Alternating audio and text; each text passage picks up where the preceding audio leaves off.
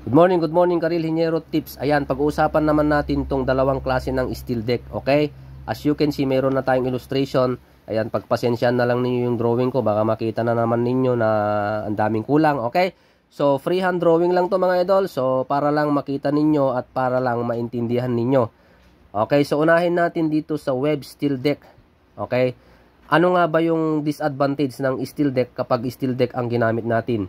Okay, ang disadvantage mga idol is yung opening. Magkakaroon siya ng opening dito.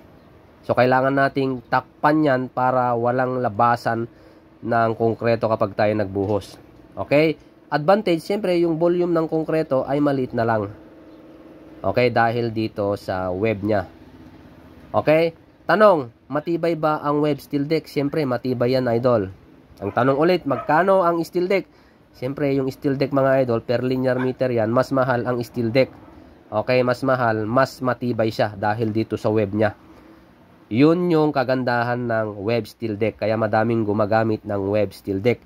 Okay, punta naman tayo dito sa flat steel deck. Ano nga ba yung disadvantage? Ito, madami yung volume ng konkreto.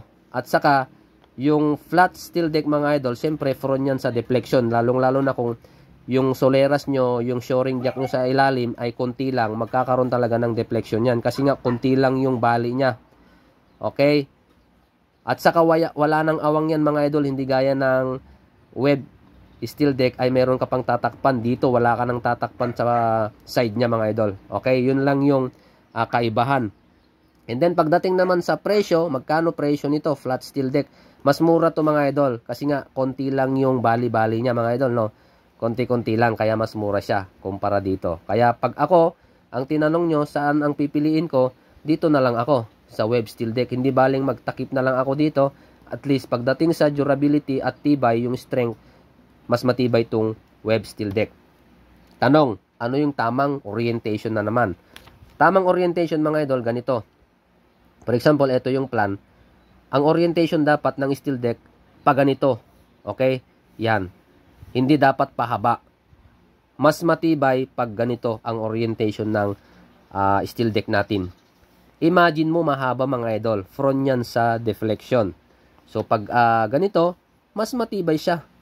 Okay? Yun yung advantage at ito yung tamang orientation dapat. Kasi madaming nagkakamali sa orientation ng paglalagay ng steel deck. O yung spacing naman. Spacing, meron akong linagay dito mga idol. Kapag ang slab natin, nandyan na 100 mm, 115, 130, 140, at saka 150 mm. Kapag 10 mm ang ginamit mo, ito yung spacing. Kapag 12 mm yung ginamit mo, ito yung spacing. Okay, tignan na lang ninyo dyan.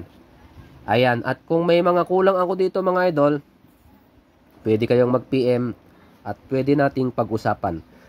Ayan, sana nakatulong ito sa inyo mga idol at sana i-share nyo rin para matulungan din natin yung ating ibang kababayan na nagbabalak magpatayo ng bahay na hindi nila alam ang kanilang ginagawa.